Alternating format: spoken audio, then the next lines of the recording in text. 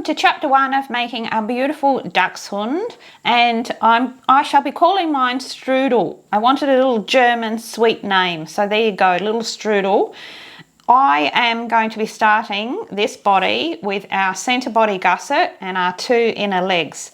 Now you want to have toes pointing upwards towards the neck, and we're going to be taking those and putting right sides together. You want to be working on your centre gusset to do this. We want to match up these inside leg curves. As I said earlier, if you've made any of my standing dolls, you'll be quite familiar with this technique. We're going to pin this into place and we're going to match that curve up, bringing it together. This is a really important part of your project because of course it's a standing doll, a freestanding doll, so you want your seams to match up perfectly so that that little doll is going to stand unaided at the end. So you can see there I've just pinned that one into place, working from the centre gusset. I'm going to go ahead and with my extra strong thread, I'm going to overcast that leg curve into place. So you can see that has that leg curve just tacked into place there with my overcasting stitch.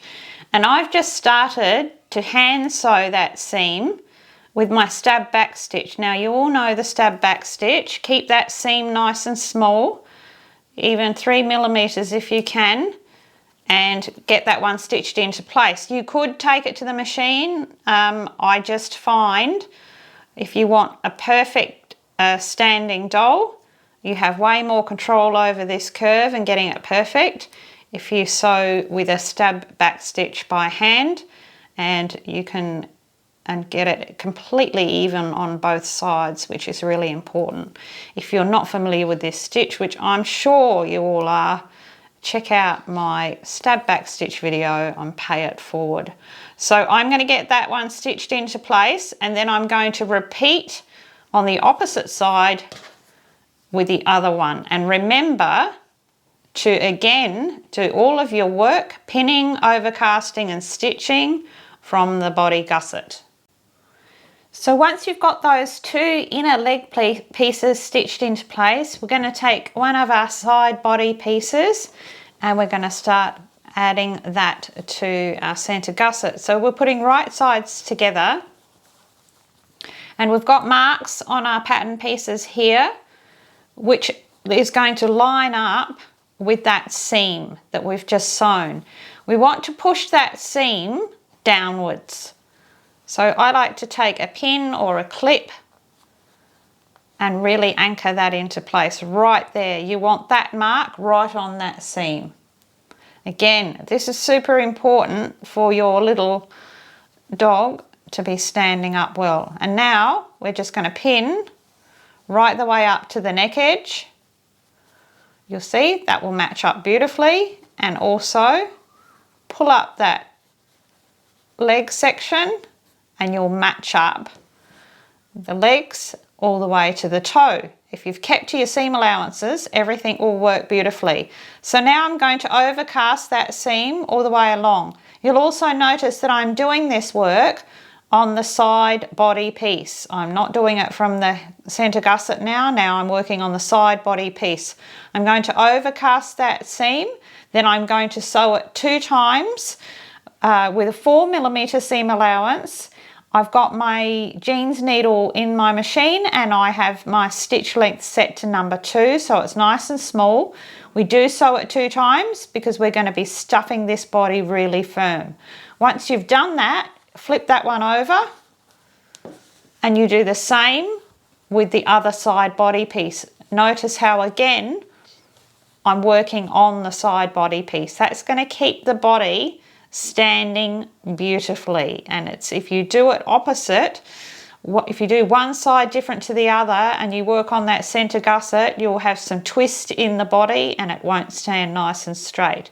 So just remember, make sure that you push that seam downwards, so stitch it down as you go. Okay, so you should now have those two front legs stitched into place. That black's not coming up really well on camera, sadly, but I do need to make it up in black. So you can see that front seam done. Now always roll your seams out as you go. And in this case, you want to roll from the side body piece and roll it into the center gusset. You make sure that's all nicely pushed out. All these little things make all the difference in your overall doll standing in the end and giving you beautiful finish. So you see both sides rolling it into the center. So now we're going to flip that one through. Our next step is to sew the back leg seams.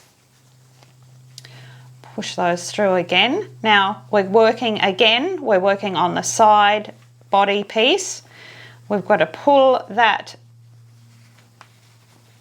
back of the leg together there. You've got a mark on your pattern piece there, on your side body piece, that matches up with the seam, the inner leg seam there, and we actually push that seam up.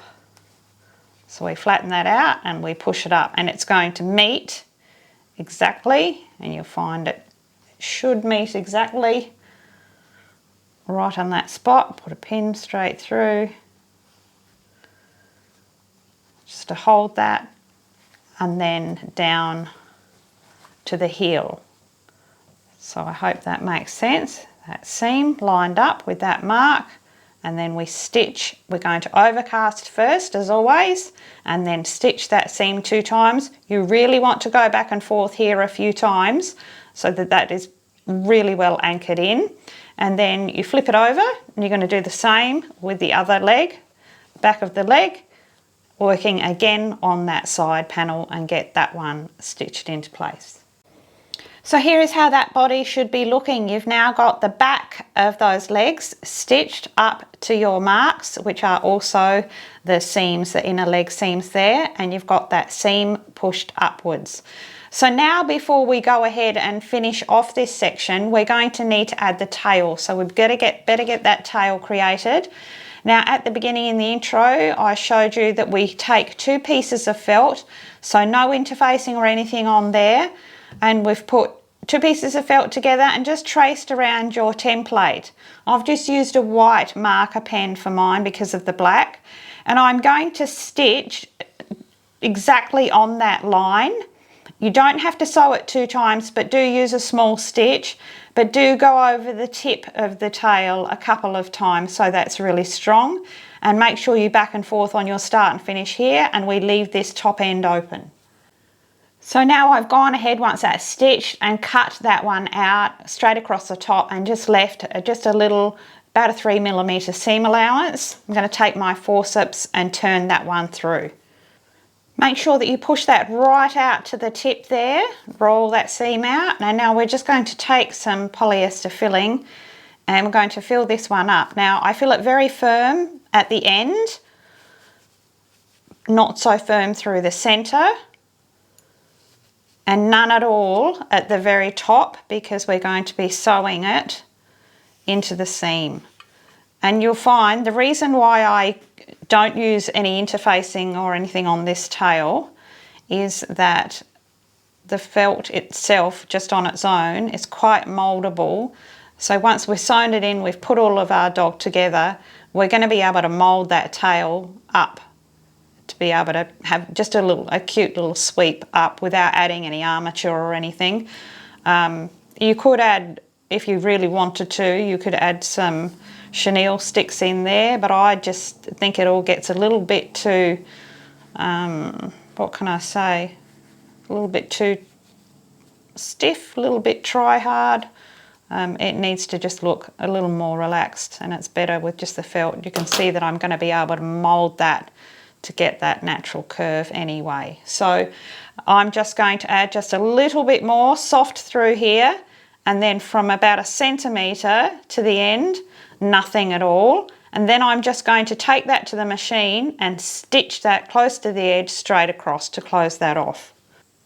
Okay, so now I want to add that tail to the underside of the bottom piece. You've got a little centre mark there that we're going to line up with our centre seam, but we need this to be incorporated in that seam. I've put a little mark on my tail so I know where the exact centre is. Just going to line that up, and I'm just going to tack that in place with my extra strong thread. So once I sew that final section, the tail is going to be all a part of that.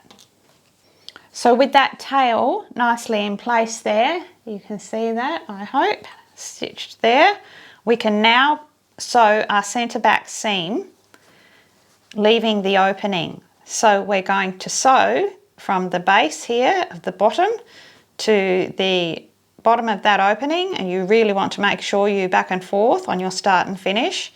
Leave this section open and then back and forth on your start and finish to the back here. And actually, before I do that, I didn't do what I always do, and I can do it now. I'm going to zigzag those openings, a nice close zigzag so that they won't fray away. I should have told you that at the beginning. Most of you are probably ahead of me and have already done that. So I'm going to get that done and sew that centre back seam. It's the same 4mm seam allowance. So that's our centre back seam done, and left that opening there, which you can see I've done my zigzag stitching there on that opening.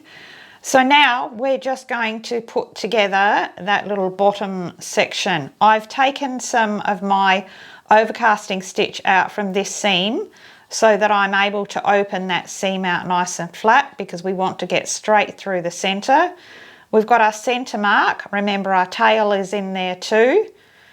I'm going to put a pin straight through that centre mark and straight through that seam. And you do need to make sure it's going through the centre.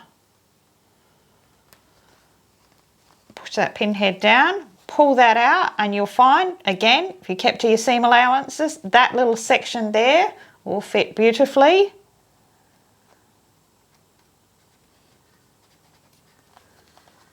Same with this side, pull it out nice and flat. Add our pin.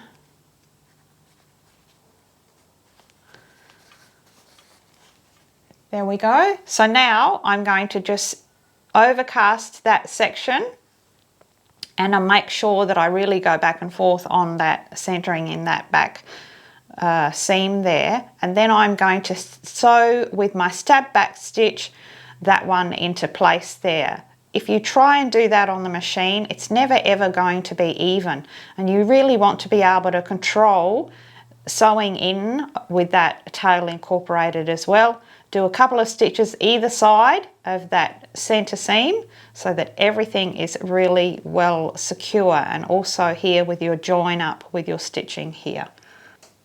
So there you can see that bottom section all stitched in, and our final step in the body is to add our foot pads. So I've also removed my tacking stitch from just the tips, the toes and the heels there, again so that I can open out those seams nice and flat.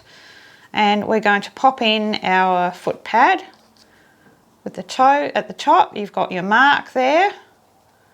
Again, you're going to take your pin straight through at your seam allowance of 4mm and straight through that centre seam. Turn it around and do the same with the back section.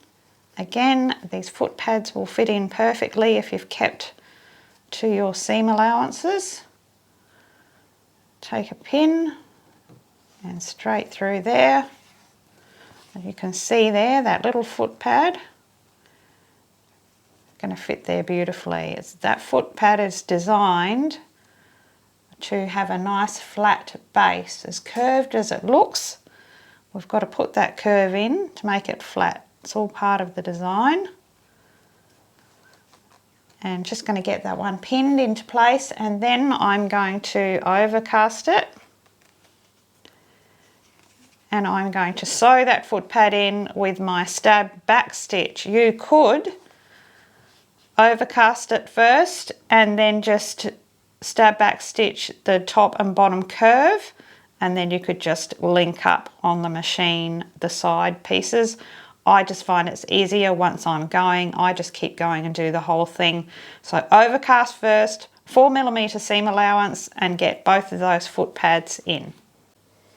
So that has my body completed. Those foot pads are all beautifully in place. Now before we turn this one through, take a doubled strand of extra strong thread and sew a running stitch just 5mm in from the neck edge. Leave your tail ends hanging right the way round, and so that you can tie off and draw in that neck edge and knot that off at least 4 times. Make sure it's nice and secure.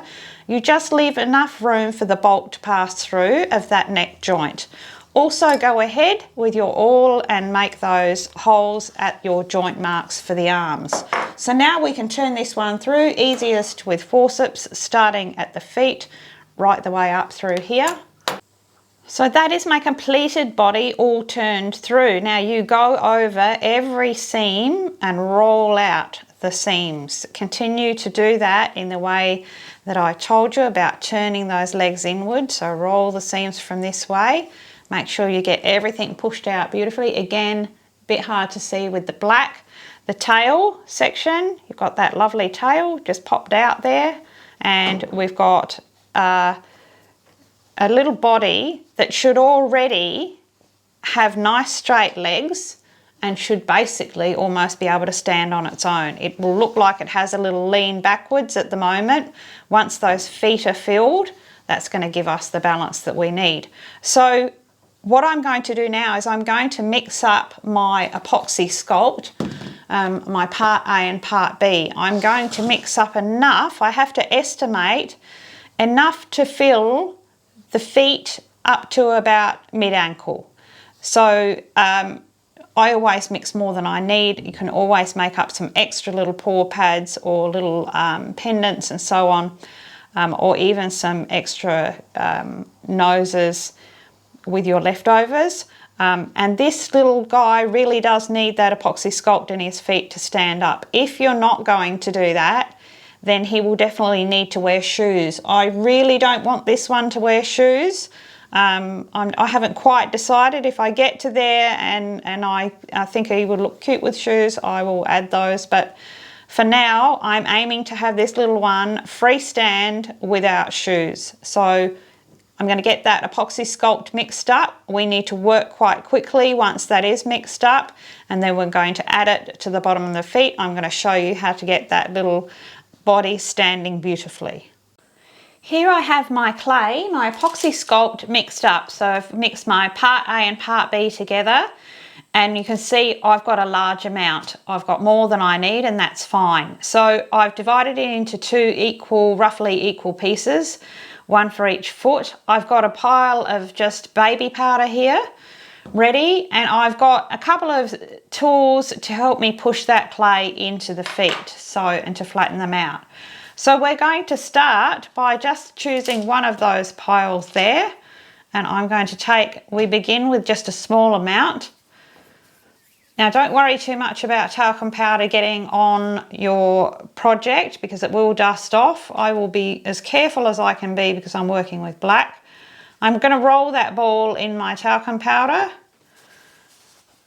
and I'm going to aim to drop that in and down into the leg. I'm going to take my tool and help push that in. So my ball of clay is down here. It's in the heel. I want to move it to the toe. I'm going to push that right up into the toe.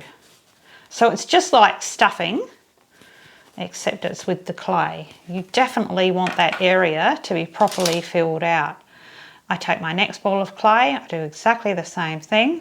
Don't make them too big initially, or they'll get caught on the way down. And it's very important to use a talcum powder. Now I'm working with freshly mixed clay because I want to have enough time to put a bit of stuffing in the body and to make sure that I'm getting all of my balance right. So pop that one in and encourage it back down. Join it up with that other piece. Use whatever works for you for a tool. You can see I'm using an old knitting needle. I'm using the dull end of it, packing that in. So that's all quite firm there. So I'm going to keep going with that until I've used up almost all of my clay, or until I've got just sort of a little way up the ankle. I now have both of those feet filled with my epoxy sculpt, and you can see that they're quite full. So they're quite full and blown out on the bottom, and the clay finishes about here. What we're going to do, I've also taken, try and find something like this. It's just a piece of wooden dowel, and you can slip it in through there. And if it's about the same size as the inside of your leg, you can really give it a good pack down and a nice flat surface. So now I'm going to take some polyester filling and fill just the top part of the legs. I'm not going to pack it down too firm. This is just temporary. I'm going to do the same with the other side. So I've just lightly filled out the tops of the thighs there. We have to keep working fairly quickly, remember, because our clay is curing. Now I'm going to lightly fill out the rest of the body. Again, this is just temporary. This is what's going to help us get our doll all those angles right and it's standing correctly. Because we have to position those feet and let them cure in that position so that it's going to stand up that way. So you want to make sure you've got that little bottom filled out, the little belly, but don't pack it tight because we need room to be able to squeeze those feet and make them flat. There needs to be some give. So there you see, I've softly filled that whole body. Filled out this whole bottom area, sits that tail out, so we've got a good idea of what that's going to look like. Now as we stand it now, of course it's leaning back, that's because these feet aren't flat. But we've got all this clay in here, and now is when we're going to press down and flatten the front of those feet. You're really going to need to add some pressure there to do that.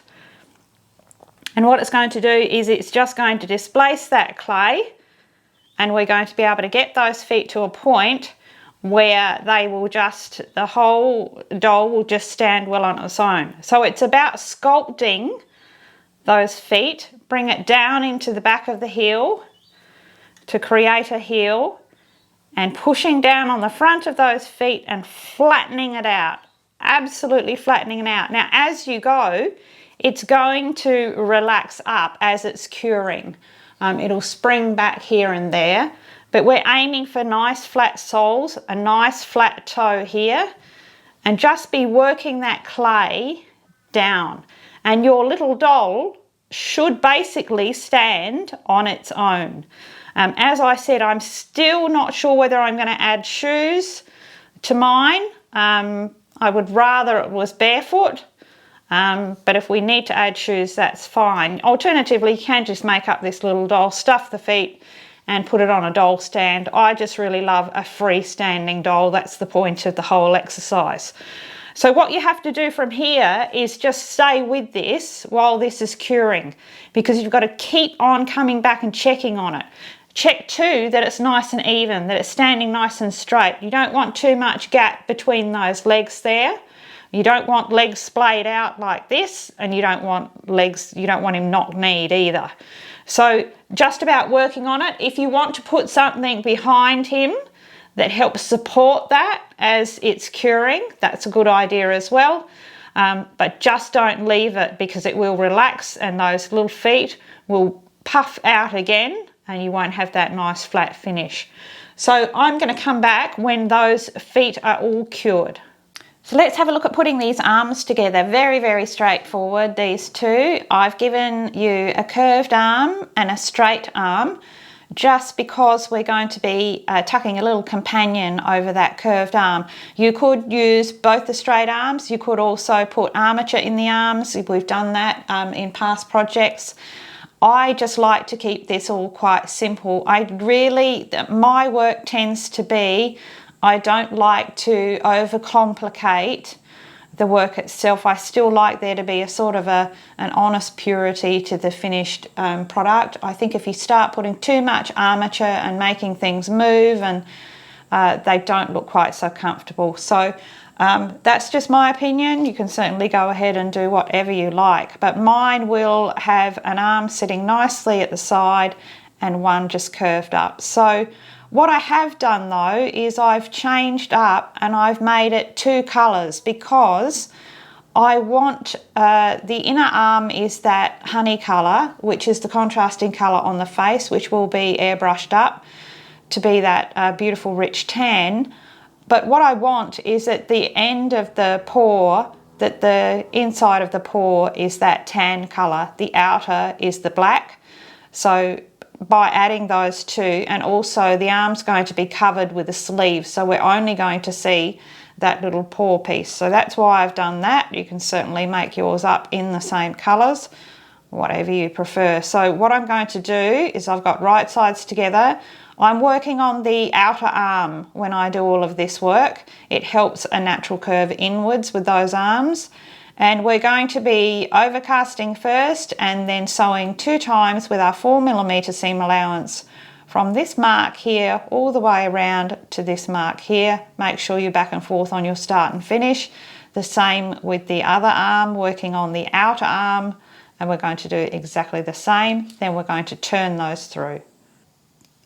Make sure that you roll out all of those seams once you've turned those through, and I have made those joint holes with my awl there ready for my bolt to go through. So we're going to add those now. We've got our joint there. I'm going to take a little bit of clear craft glue and just glue that into place. It just stops it spinning when we go to do that up, when we put the animal together, and we can finish our limb off our project. Slip that one through, make sure it's pushed all the way down around that bolt, nice and firm, and I tend to just pop the rest of that joint on there.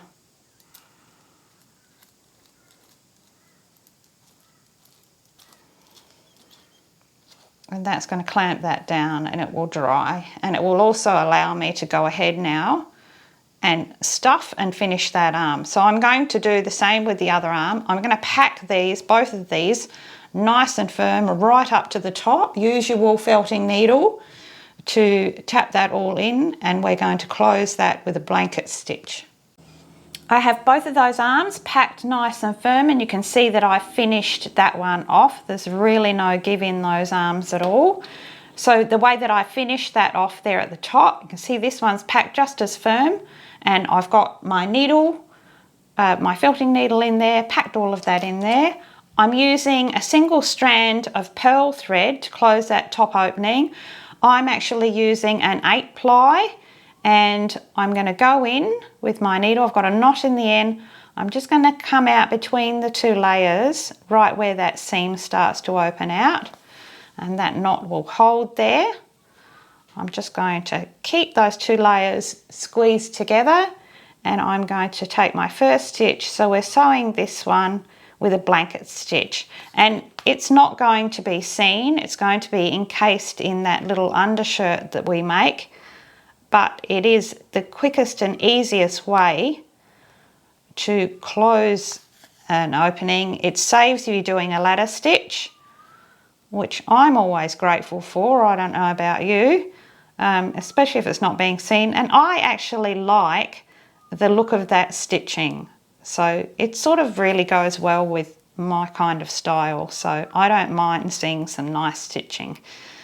So you can see I'm just keeping my stitches nice and small and even. It's very quick and easy to do, and it closes that opening beautifully. So I'm just going to continue on down to here, just as I did with that one.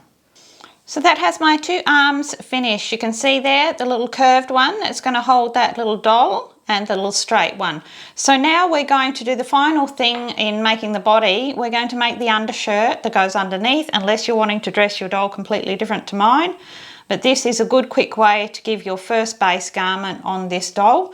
So you've seen me do it with the art dolls before. I've got a thrifted t-shirt here that is the perfect colour for the rest of my outfit. So I've put right sides together and I'm using the hemline that's already nicely done there. So I've made sure I've pressed it, made sure it's all lined up. Then you take your pattern template. So this is the cuff of your arm sleeve and that sits on the bottom. So we'll have a perfect cuff. We don't have to do anything to that.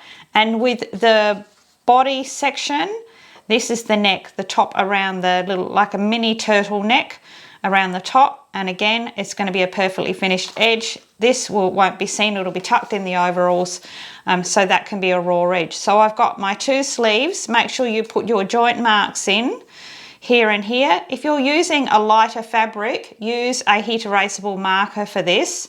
But remember to make your marks in a different marker so that you can see them. And now I'm going to take this to the machine. I will put a ballpoint needle in my machine to sew this knit fabric, and I'm going to sew around the arms. Make sure you're back and forth at your start and finish. With the body section, again from the neck down to here. Each side, again, make sure you're back and forth at your start and finish. And this one. Once you've done that, we're just going to cut those pieces out, leaving just about a 4mm seam allowance. Now be sure to make your joint marks, your joint holes with your awl before turning these through on the arms and that torso section. Turn that through, press all those seams out, and we're ready to pop that on when we put our little dog together. I will give that a nice press, and same with the arms like we've done here. Turn those through, and then it is a simple matter of putting those together. We're just going to slip this one over our arm section, pull it down until that bolt finds that hole, pull that little sleeve down, and we've got the perfect little sleeve. Now mine is going to have that base of that cuff gathered in, but I'm not doing that yet because I want to be able to airbrush here.